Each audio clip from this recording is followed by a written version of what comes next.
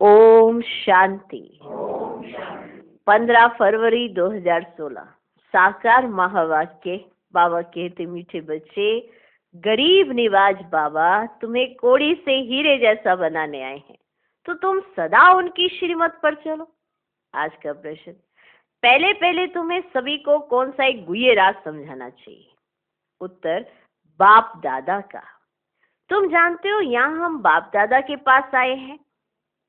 ये दोनों इकट्ठे हैं।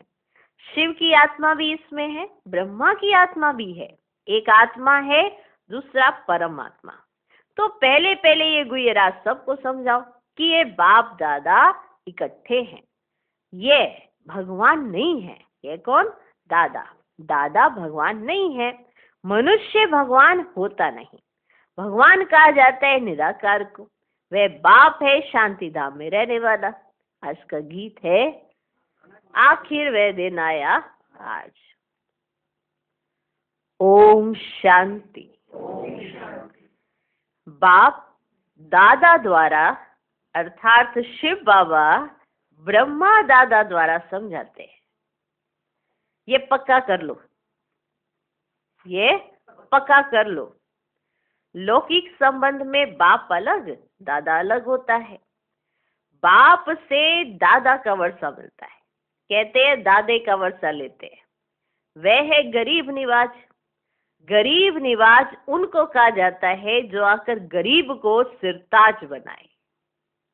तो पहले पहले पक्का निश्चय होना चाहिए कि ये कौन है। देखने में तो साकार मनुष्य है, इनको ये सब ब्रह्मा कहते हैं। तुम सब ब्रह्मा कुमार कुमारियां हो, ठीक? जानते हो, हमको वर्षा शिव बाबा से मिलता है, जो सबका बाप आया है वर्षा देने के लिए। बाप वर्षा देते हैं सुख का। फिर आधा कल्प के बाद रावण दुख का श्राप देते हैं। भक्ति मार्ग में भगवान को ढूंढने के लिए धक्का खाते हैं, मिलता किसको भी नहीं है। भारतवासी गाते हैं, तो माता पिता हम बालक तेरे। फिर कहते हैं आप जब आएंगे तो हमारा एक आप ही होंगे, दूसरा न कोई, और कोई साथ हम मत नहीं रखेंगे। हमारा तो एक शिव बाबा। तुम जानते हो, ये बाप है गरीब निवाज। शिव बाबा है ना, वो है गरीब निवाज। गरीब को साहूकार बनाने वाला, कोड़ी को हीरे तुल्य बनाते हैं। अर्थात कलयुगी पतित कंगाल से सत्युगी सिरताज बनाने लिए बाप आए। तुम बच्चे जानते हो, यहाँ हम बाप दादा के पास आए हैं। यहाँ हम बाप दादा के पास आए हैं। ये दोनों इकट्ठे हैं। शिव की आत्मा भी इसमें है, ब्रह्मा की आत्मा भी है। दो ही ना। एक आत्मा है, दूसरा परमात्मा है। तुम सभी हो आत्माएं। गाया जाता है ना, आत्माएं परमात्मा अलग रहे ओंकार। पहले नंबर में मिलने वाली तुम आत्माएं, अर्थात जो आत्माएं हैं, वे परमात्मा बाप से मिलती हैं। जिसके लिए तो पुकारते हैं ना, ओ गॉड फादर। तुम उनके बच्चे ठहरे। फादर से जरूर वर्षा मिलता है। बाप कहते, भारत जो सिरताज था, वे अभी कितना कंगाल बना है। क्या बन गया है? कंगाल। अभी मैं फिर तुम बच्चों को सिरताज बनाने आया हूँ। तुम डबल सिरताज बनते हो। सिर्फ सिरताज नहीं, डबल सिरताज बनते हो। एक ताज होता है पवित्रता का, उसमें लाइट देते हो। दूसरा है रतन जड़ित ताज। तो पहले पहले ये गुह्य राज सबको समझाना है कि ये बाप दादा इकट्ठे हैं, कि ये बाप दादा इकट्ठे हैं। ये भगवान नहीं है। मनुष्य भगवान होता ही नहीं है। भगवान कहा जाता है निराकार को। वह बाप है, शांति धाम में रहने वाला, जहाँ तुम सभी आत्माएं रहती हो, जिसको निर्वाण धाम अथवा वानप्रस्थ कहा जाता है। फिर तुम आत्माओं को शरीर धारण कर या पाठ बजाना होता है। आधा कल्प सुख का पाठ, आधा कल्प दुख का पाठ। जब दुख का अंत होता है, तब बाप कहते हैं मैं आता हूँ। ये ड्रामा बना हुआ है। ड्रामा पर बाबा ने मुरली में बहुत अच्छा समझाया है। किस पर? किस पर? ड्रामा पर। वह मुरली बच्चों को पढ़नी चाहिए। यहाँ तुम आते हो भट्टी में, यहाँ और कुछ बाहर का याद नहीं आना चाहिए। यहाँ पर कुछ भी बाहर का याद नहीं आना चाहिए। यहाँ है ही माता पिता और बच्चे, और यहाँ शूद्र संप्रदाय है ही नहीं। जो ब्राह्मण नहीं है उनको शूद्र कहा जाता है। उनका संग तो यहाँ है ही नहीं, उनका संग नहीं है ना यहाँ। यहाँ है ही ब्राह्मणों का संग। ब्राह्मण बच्चे जानते हैं कि शिव बाबा ब्रह्मा द्वारा हमको नरक से स्वर्ग की राजधानी का मालिक बनाने आए हैं। अब हम मालिक नहीं है क्योंकि हम पतित हैं। हम पावन थे, फिर 84 का चक्र लगाए, सतो रजो तमो में आए हैं। सीढ़ी में 84 जन्मों का हिसाब लिखा हुआ है। बाप बैठकर बच्चों को समझाते हैं, बाप बैठकर बच्चों को समझाते। समझ आया? खड़े होकर भी समझा सकते थे, पापा बैठकर समझा रहे हैं। ये बैठ के समझाने का क्या अर्थ है? हाँ, ब्रह्मासन में बैठकर समझाते हैं, है ना। यही सोचते थे नहीं बाबा बैठ कर समझाते, माना संदली पर बैठ कर समझा रहे हैं। बैठ कर समझाना माना ब्रह्मा तन में बैठकर शिव बाबा समझाते हैं। बाप बैठ कर बच्चों को समझाते हैं। जिन बच्चों से पहले पहले मिलते हैं फिर उन्हों को ही पहले पहले सतयुग में आना है। तुमने 84 जन्म लिए, रचता और रचना की सारी नॉलेज एक बाप के पास है। वही मनुष्य सृष्टि का बीज रूप है। जरूर बीज में ही नॉलेज होगी ना कि इस झाड़ की कैसे उत्पत्ति, पालना और विनाश होता है। ये तो बाप ही समझाते हैं। तुम अब जानते हो हम भारतवासी गरीब हैं। जब देवी देवता थे तो कितने साहूकार थे, हीरो से खेलते थे, हीरो के महलों में रहते थे। अब बाप स्मृति दिलाते हैं कि तुम कैसे 84 जन्म लेते हो। बुलाते भी ना कि हे पतित पावन गरीब निवाज बाबा आओ, हम गरीबों को स्वर्ग का मालिक फिर से बनाओ। स्वर्ग में सुख घनेरे थे, अभी दुख घनेरे हैं। स्वर्ग में सुख घनेरे, अभी दुख घनेरे हैं। बच्चे जानते हैं इस समय सब पूरे पतित बन पड़े। अभी कलयुग का अंत है, फिर सतयुग चाहिए। पहले भारत में एक आदि सनातन देवी देवता धर्म था, अब वह प्राय लोप हो गया है और सब अपने को हिंदू कहलाते हैं। इस समय क्रिश्चियन बहुत हो गए हैं क्योंकि हिंदू धर्म वाले तो बहुत कन्वर्ट हो गए। तुम देवी देवताओं का असुल कर्म श्रेष्ठ था। जो असुल कर्म था, जो असली तुम्हारे कर्म थे, वो बहुत श्रेष्ठ थे। तुम पवित्र प्रवृत्ति मार्ग वाले थे। अब रावण राज्य में पतित प्रवृत्ति मार्ग वाले बन गए हो, इसलिए दुखी हो। दुखी होने का कारण समझ में आया? पतित प्रवृत्ति मार्ग। और सुखी होने का कारण समझ में आया? पवित्र प्रवृत्ति मार्ग।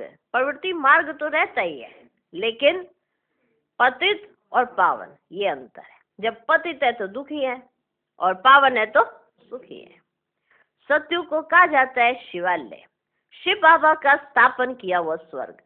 बाप कहते मैं आकर तुम बच्चों को शूद्र से ब्राह्मण बनाए, तुमको सूर्यवंशी चंद्रवंशी राजधानी का वर्षा देता हूं। ये बाप दादा है, इनको भूलो मत। ये बाप दादा है, इनको भूलो मत। शिव बाबा ब्रह्मा द्वारा तुमको स्वर्ग का लायक बना रहे, क्योंकि पतित आत्मा तो मुक्ति धाम में जा ना सके जब तक पावन ना बने।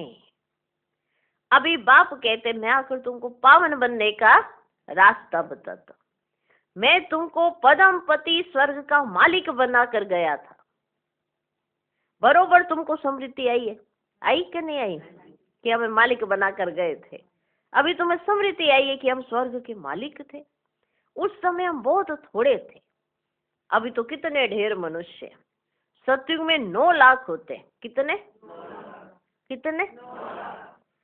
तो बाप कहते मैं आकर ब्रह्मा द्वारा स्वर्ग की स्थापना, शंकर द्वारा विनाश करा देता हूँ। तैयारी सब कर रहे हैं। कल्प पहले मौफे कितने बॉम्ब्स बनाते हैं। 5000 वर्ष पहले भी ये महाभारत लड़ाई लगी थी। भगवान ने आकर राजयोग सिखाए, मनुष्य को नर से नारायण बनाया था। तो जरूर कलयुग की पुरानी दुनिया का विनाश होना चाहिए। सारे भंबोर को आग लगेगी, नहीं तो विनाश कैसे हो। आजकल बॉम्ब्स में आग भी भरते हैं, मूसलाधार बरसात, अर्थक्वेक आदि सब होगी, तब तो विनाश होगा। पुरानी दुनिया का विनाश, नई दुनिया की स्थापना होती है, और यह है पुरुषोत्तम संगम युग। रावण राज्य मुर्दाबाद हो, राम राज्य जिंदाबाद होता है। रावण राज्य राम राज्य। नई दुनिया में श्री कृष्ण का राज्य था। लक्ष्मी नारायण के बदले श्री कृष्ण का नाम ले लेते हैं, क्योंकि श्री कृष्ण है सुंदर, सबसे प्यारा बच्चा। मनुष्यों को तो पता ही नहीं है ना। श्री कृष्ण अलग राजधानी का, राधे अलग राजधानी की थी। भारत सिरताज था, अभी कंगाल है। फिर बाप आकर सिरताज बनाते हैं। अब बाप कहते पवित्र बनो और मामेकम याद करो, तो तुम सतो प्रधान बन जाएंगे। फिर जो सर्विस कर आप समान बनाएंगे वह ऊंच पद पाएंगे, डबल सिरताज बनेंगे। सतयुग में राजा रानी तथा प्रजा सब पवित्र रहते हैं। अभी तो है ही, देखो बच्चे, प्रजा का राज्य। दोनों ताज नहीं है, ना तो रतन जड़ित ताज है, ना पवित्रता का ताज है। बाप कहते जब ऐसी हालत होती है ना, तब मैं आता हूँ। जब सबके सिर से ताज उतर जाते हैं तब आता हूँ। जब किसी के सिर पर ताज नहीं रहते तब बाबा आते हैं। क्या नहीं रहते सिर पे? ताज। अभी है किसी के सिर पे ताज? दोनों ताज नहीं है। बाप कहते जब ऐसी हालत होती है ना, तब मैं आता हूँ। अभी मैं तुम बच्चों को राजयोग सिखा रहा हूँ। मैं ही पतित पावन हूँ। अब तुम मुझे याद करो तो तुम्हारी आत्मा से खाद निकल जाए। जो आत्मा में खाद पड़ी हुई है ना, वो निकल जाए, फिर सतो प्रधान बन जाएंगे। अभी शाम से सुंदर बनना है। सोने में खाद पड़ने से काला हो जाते, तो अब खाद को निकालना है। बेहद का बाप कहते तुम काम चिता पर बैठ काले बन गए हो, अब ज्ञान चिता पर बैठो और सबसे ममत्व मिटा दो। तुम आशिको मुझे एक माशूक के, अब ज्ञान चिता पर बैठो और सबसे ममत्व मिटा दो। तुम आशिको मुझे एक माशूक के, भक्त सब भगवान को याद करते ना। सतयुग त्रेता में भक्ति होती ही नहीं, वहां है ही प्रालब्ध। इस समय की वहां पर क्या है? प्रालब्ध। बाप आकर ज्ञान से रात को दिन बनाते हैं। ऐसे नहीं कि शास्त्र पढ़ने से दिन हो जाएगा, ऐसे नहीं शास्त्र पढ़ना शुरू करो दिन हो जाएगा। वह भक्ति मार्ग की समग्र ज्ञान सागर पतित पावन एक ही बाप है। वे आकर सृष्टि चक्र का ज्ञान बच्चों को समझाते हैं और योग सिखाते हैं। ईश्वर के साथ योग लगाने वाले योगेश्वर, और फिर बनते हैं राजेश्वर, राजेश्वरी। तुम ईश्वर द्वारा राजाओं का राजा बनते हो। जो पावन राजाएं थे ना, फिर वही पतित बनते हैं। आप ही पूजे, फिर आप ही पुजारी बन जाते हैं। अब जितना हो सके देखो बच्चे, याद की यात्रा में रहना है। जैसे आशिक माशूक को याद करते हैं ना, जैसे कन्या की सगाई होने से फिर एक दो को याद करते रहते हैं। कन्या की सगाई हुई तो एक दो को याद करते रहते। अब ये जो माशूक है, उनके तो बहुत आशिक है भक्ति मार्ग में। सब दुख में बाप को याद करते हैं, हे भगवान दुख हरो, सुख दो। यहाँ तो ना शांति है ना सुख है। सतयुग में दोनों है। सतयुग में तुम्हें दोनों मिलेंगे, सुख भी मिलेगा, शांति भी मिलेगी। अभी तुम जानते हो हम आत्माएं कैसे 84 का पाठ बजाते हैं। ब्राह्मण, देवता, क्षत्रिय, वैश्य, शूद्र बनते हैं। 84 की सीढ़ी बुद्धि में है ना। अब जितना हो सके बाप को याद करना है, तो पाप कट जाए। क्या कट जाए? क्या कट जाए? पाप कट जाए। कर्म करते हुए भी बुद्धि में बाप की याद रहे। बाबा से हम स्वर्ग का वर्षा ले रहे हैं, बाप और वर्षे को याद करना है। याद से ही पाप कटते जाएंगे। जितना याद करेंगे तो पवित्रता की लाइट आती जाएगी, खाद निकलती जाएगी। बच्चों को जितना हो सके टाइम निकाल याद का उपाय करना है। याद कैसे करना है? याद का उपाय करना है। जितना हो सके समय निकाल कर क्या करना है, याद का उपाय करना है। सवेरे सवेरे टाइम अच्छा निकलता है ना, सवेरे सवेरे टाइम अच्छा मिलता है। देखो ये पुरुषार्थ करना है। भल ग्रस्त व्यवहार में रहो, बच्चों की संभाल आदि करो, परंतु ये अंतिम जन्म पवित्र बनो। ग्रस्त व्यवहार में रहो, बच्चों की संभाल करो, परंतु ये अंतिम जन्म पवित्र बनो। काम चिता पर नहीं चढ़ो।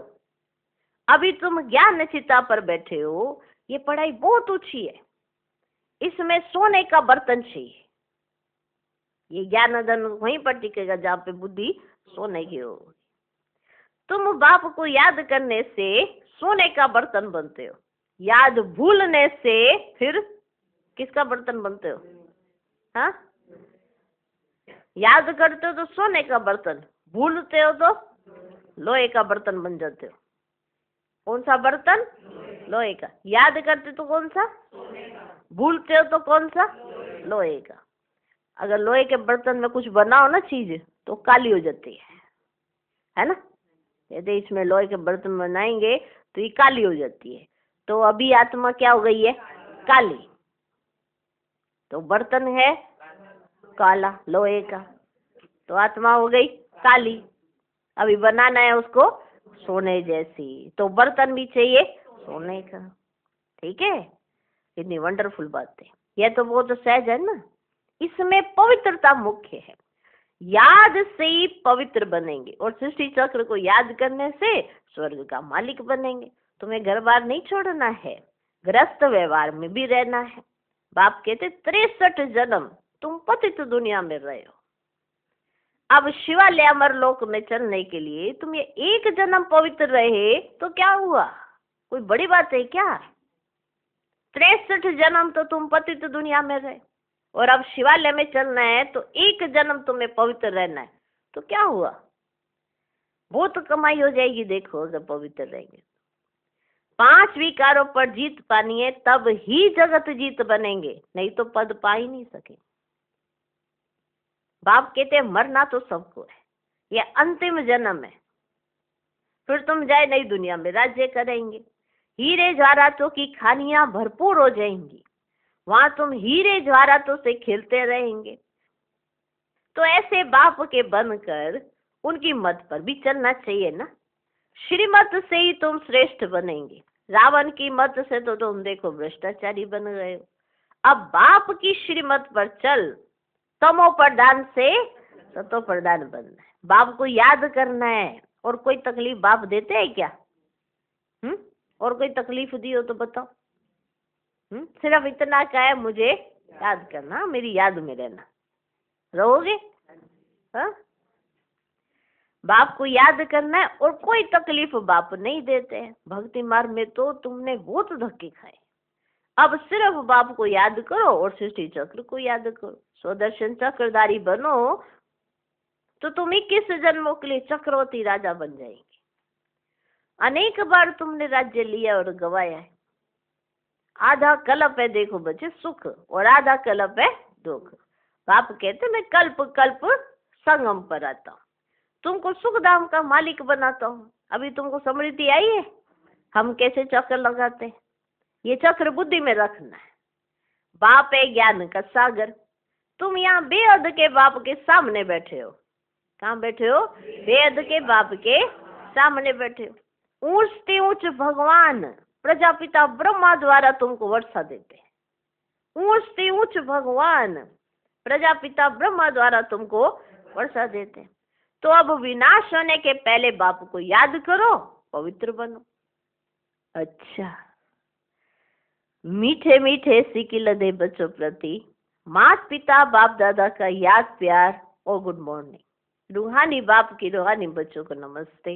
हम रूहानी बच्चों के भी रूहानी बाप को नमस्ते नमस्ते नमस्ते। Good morning good morning good morning. धारणा के लिए मुख्य सार। पहला पॉइंट, निरंतर बाप की याद में रहने के लिए बुद्धि को सोने का बर्तन बनाना है। कर्म करते भी बाप की याद रहे, याद से ही पवित्रता की लाइट आई। दूसरा पॉइंट, मुरली कभी मिस नहीं करनी है। ड्रामा के राज को यथार्थ रीति समझना है। भट्टी में कुछ भी बाहर का याद ना आए। आज का वरदान, अपनी दृष्टि और वृत्ति के परिवर्तन द्वारा सृष्टि को बदलने वाले साक्षात्कार मूर्त भव। अपनी वृत्ति के परिवर्तन से दृष्टि को दिव्य बनाओ, तो दृष्टि द्वारा अनेक आत्माएं अपने यथार्थ रूप, यथार्थ घर तथा यथार्थ राजधानी देखेंगी। ऐसा यथार्थ साक्षात्कार कराने के लिए वृत्ति में जरा भी देह अभिमान की चंचलता ना, तो वृत्ति के सुधार से दृष्टि दिव्य बनाओ, तब यह सृष्टि परिवर्तन होगी। देखने वाले अनुभव करेंगे कि ये नैन नहीं, लेकिन ये एक जादू की डिबिया है। यह नैन साक्षात्कार के साधन बन जाएंगे। आज का स्लोगन है, सेवा के उमंग उत्साह के साथ बेहद की वैराग्य वृत्ति ही सफलता का आधार है। ओम शांति।